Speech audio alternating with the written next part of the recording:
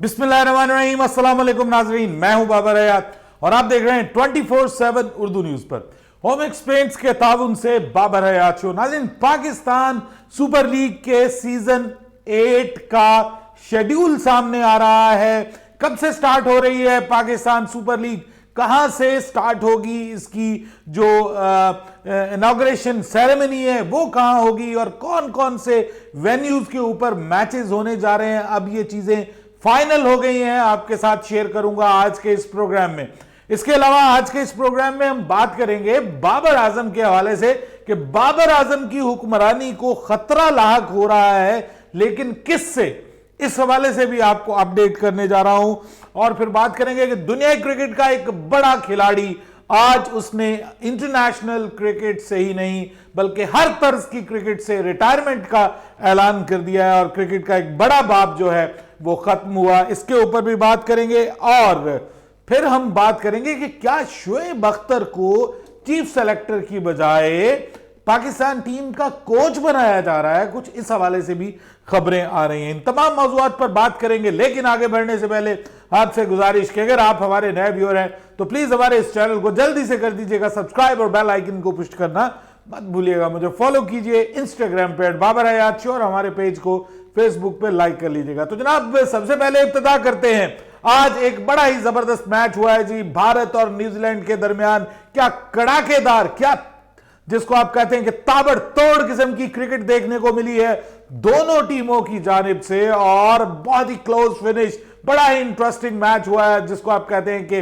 One kind of a gem of a match जो है हमने आज देखा है और ऑब्वियसली क्रिकेट फैंस ने एंजॉय किया, जिसमें आज जहां एक तरफ शुभमन गिल की डबल सेंचुरी देखने को मिली जो कि बाद में मेरे ख्याल में आखिरी फर्क वही साबित हुई क्योंकि बाकी भारतीय बल्लेबाज जो हैं वो सारे नाकाम नजर आए और किसी ने भी जो है वो 50 तक स्कोर नहीं की, लेकिन वो अकेला लड़ता रहा। लेकिन दूसरी जानिब न्यूजीलैंड की जानिब से माइकल ब्रेसवेल ने क्या कमाल इनिंग्स खेली है, वो तने तना वो भी लड़ता रहा और अपनी टीम को बिल्कुल जीत के आखिरी किनारे तक ले गया। क्या कमाल की उसने बैटिंग की है, 10 छक्के लगाए हैं, 140 रन की इनिंग्स और आखिरी ओवर तक ये मैच गया है।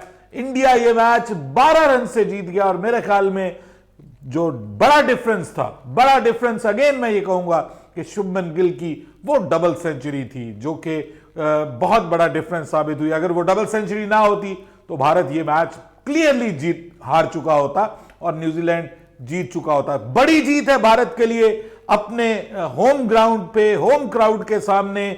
मैं कहता हूं जी कि ये होती है क्रिकेट, ये हमें भी सीखनी चाहिए कि इस तरह की क्रिकेट खेलते हैं आप जब किसी टीम को बाहर से अपने मुल्क में बुलाते हैं और इस तरह की जबरदस्त क्रिकेट जो मॉडर्न स्टाइल ऑफ क्रिकेट है दोनों टीमों की जानिब से हमें देखने को मिला है। काश हमारी टीम भी इस तरह की क्रिकेट खेले। हमारे बॉलर्स तो बहुत शानदार हैं, हमारे बॉलर्स, इंडिया के बॉलर्स तो तकरीबन उनको ले डूबे थे और उनकी पिटाई भी भरपूर हुई, लेकिन हमारे बॉलर्स बहुत अच्छे हैं। काश हमारे बैटर्स भी जो हैं वो इसी तरह के हो जाएं और हमारे पास भी वो बल्लेबाज हों कि जो डबल सेंचुरी स्कोर करने वाले हों। बहरहाल एक जबरदस्त मैच हुआ जिसमें भारत ने 12 रन से जीत हासिल की। दुनिया की नंबर 1 वनडे टीम को भारत ने धूल चटा दी है इस पहले ओडीआई मैच की, जो कि 3 ओडीआई मैचेस की सीरीज होने जा रही है। बात करेंगे हम जनाब पाकिस्तान सुपर लीग को लेकर के। बड़ी खबर आ रही है कि पाकिस्तान सुपर लीग का जो शेड्यूल है उसकी जो बेसिक डेट्स हैं वो अब सामने आ गई हैं जी और पाकिस्तान सुपर लीग का आगाज होगा 13 फरवरी 2023 को।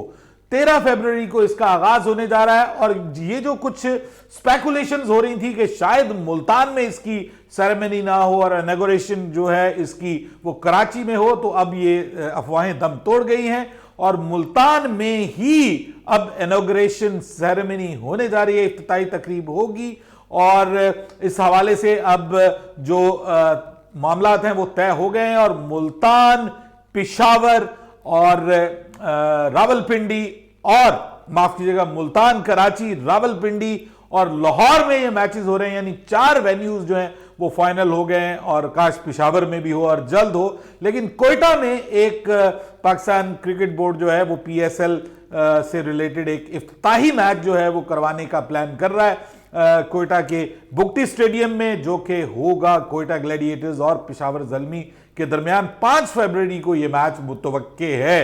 ये जो पाकिस्तान सुपर लीग है इसका इख्तिताम होने जा रहा है 19 मार्च को, और ये जो शेड्यूल है अब ये फाइनलाइज कर लिया गया है। कल एक मीटिंग होने जा रही है पाकिस्तान क्रिकेट बोर्ड की और फ्रेंचाइजीज की, और इसमें फिर इस शेड्यूल को फाइनल कर लिया जाएगा, और फिर जुमे के रोज उम्मीद है कि ये शेड्यूल जो है वो अनाउंस कर दिया जाएगा। बाबर आजम ओडीआई के बेताज बादशाह हैं, लेकिन बाबर आजम की ओडीआई में नंबर 1 पोजीशन को अब खतरात लायक होने जा रहे हैं, और वो किससे होने जा रहे हैं? वो किसी और से नहीं बल्कि एक और किंग कोहली के बल्ले से, जो अब रन्स उगलना शुरू हुए हैं और ताबड़तोड़ वो सेंचुरीज कर रहे हैं। इसकी वजह से उन्होंने लगाई है बड़ी छलांग आईसीसी की ओडीआई रैंकिंग में, और वो अब आ गए हैं जनाब 4थे नंबर पर। अभी भी बाबर आजम पहले नंबर पर बराजमान है 887 रैंकिंग पॉइंट्स के साथ। फेंडर डसन जो है 766 के साथ दूसरे नंबर पे, और क्विंटन डिकॉक 759 के साथ तीसरे नंबर पे। लेकिन इंपॉर्टेंट जो नेम है वो है विराट कोहली का 750 पॉइंट्स के साथ चौथे नंबर पे, और हमारे इमामुल हक अब 5वें नंबर से भी नीचे चले गए हैं 6ठे नंबर पे, क्योंकि डेविड वार्नर जो है वो 5वें नंबर पे आ गए हैं। सो बाबर आजम को अब खतरा लाहक है, और देखना पड़ेगा कि अगले 2 मैचेस में, क्योंकि आज का ओडीआई तो भारत ने जीत लिया जिसमें जो है वो खास कारनामा विराट कोहली सरंजाम नहीं दे सके, क्योंकि it was all about Shubman Gill. लेकिन अगले 2 मैचेस में अब विराट कोहली क्या करते हैं ये देखने वाला है। अगर वो जो सेंचुरी स्कोर कर लेते हैं और कोई दूसरे मैच में भी कोई अच्छा स्कोर कर लेते हैं, तो वो बाबर आजम की पोजीशन के लिए खतरा साबित हो सकते हैं, खतरा साबित हो सकते हैं। लेकिन उम्मीद करते हैं कि हमारा बाबर अपनी जगह पे कायम रहेगा, और वनडे में उसकी हुक्मरानी जो है वो इंशाल्लाह कायम व दायम रहेगी। लेकिन क्या पाकिस्तान क्रिकेट बोर्ड करने जा रहा है हायर शोएब अख्तर को बतौर कोच के, बॉलिंग कोच के, या बतौर हेड कोच के? कुछ इस किस्म की अफवाहें भी इस वक्त गर्दिश कर रही हैं। जब से शोएब अख्तर ने ट्वीट किया है कि उनको कोई कॉल आई है, तब से हर बंदा जितने मुंह उतनी बातें, वो वाला हिसाब किताब हो रहा है। कोई कह रहा है जी वो बॉलिंग कंसल्टेंट बन रहे हैं, कोई कह रहा है जी कि नहीं नहीं वो तो चीफ सेलेक्टर बनेंगे, कोई कहता है नहीं वो पाकिस्तान के हेड कोच बनेंगे, बॉलिंग कंसल्टेंट के ऊपर तो वो राजी नहीं होंगे। सो अब देखना यह है कि अगले चंद रोज में ये ऊंट किस करवट बैठता है।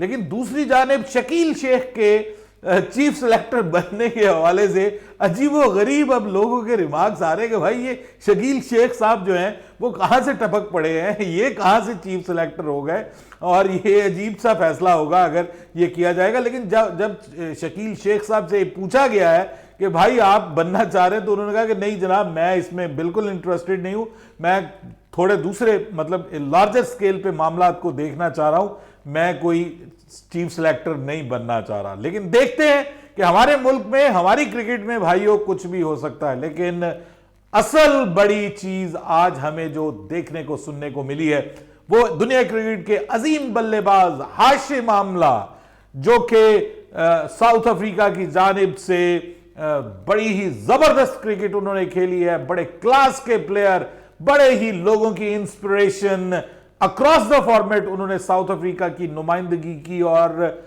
ओवरऑल उन्होंने इंटरनेशनल और फर्स्ट क्लास क्रिकेट में 34,000 से ज्यादा रन स्कोर किए, 9,000 से ज्यादा टेस्ट मैचेस में उन्होंने रन स्कोर किए। 2019 में उन्होंने जो है वो रिजाइन कर दिया था, 2019 में उन्होंने इंटरनेशनल क्रिकेट से, लेकिन अब वो हर तर्ज की क्रिकेट को उन्होंने खैरबाद कह दिया है। बड़े ही अजीम बल्लेबाज, बहुत से लोगों की इंस्पिरेशन, अब वो हमें क्रिकेट के मैदानों में बल्ले के साथ खेलते हुए दिखाई नहीं देंगे। अलबत्ता वो कोचिंग कर सकते हैं, वो मेंटोर बन सकते हैं, उनका तजुर्बा जो है ऑब्वियसली उससे फायदा उठाना चाहिए। 27 सेंचुरीज जनूबी अफ्रीका की जानिब से 300 रन एक टेस्ट मैच में ट्रिपल सेंचुरी करने वाले पहले बल्लेबाज। Salute to great Hashim Amla, हमारी दुआएं, नेक तमन्नाएं इस अजीम क्रिकेटर के साथ हैं एंड होपफुली उनका आने वाला जो कैरियर है लाइफ का वो शानदार गुजरेगा। हमारी दुआएं उनके साथ हैं। अपनी राय दीजिएगा कमेंट सेक्शन में। बाबर हयात को इजाजत दीजिएगा। अल्लाह हाफिज।